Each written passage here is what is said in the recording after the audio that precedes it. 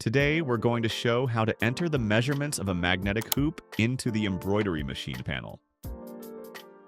In this example, we have a 5.5-inch hoop. We're going to load it into the panel. We go into this option. Then we go to the hoop section and we select the option that says Custom. Once we select it, we'll see several options on the right side.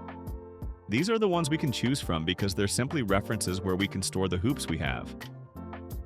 In this case, I'm going to select this one. I'll choose the first option and the icon at the top with the small keyboard. We select that. This hoop is square. If it were circular, we would choose the circle option, but in this case, it's square. The machine recognizes the measurements in millimeters and my hoop lists the size in inches, so I need to convert the measurement to millimeters. I'll put the numbers on screen.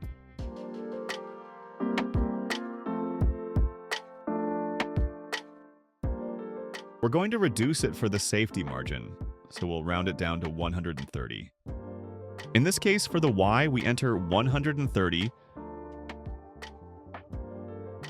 press set, and since it's a square hoop, in the X field, we enter the same amount.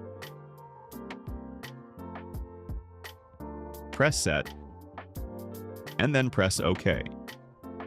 So whenever we need to use this hoop, we go into Custom and select the option labeled 130, which corresponds to our hoop size. Once you've selected it, you can exit normally and the measurements remain saved in the panel. You'll repeat this process for each different hoop size you have. Convert the measurement to millimeters, and once you have it, leave a safety margin, and that's it. You're ready to embroider.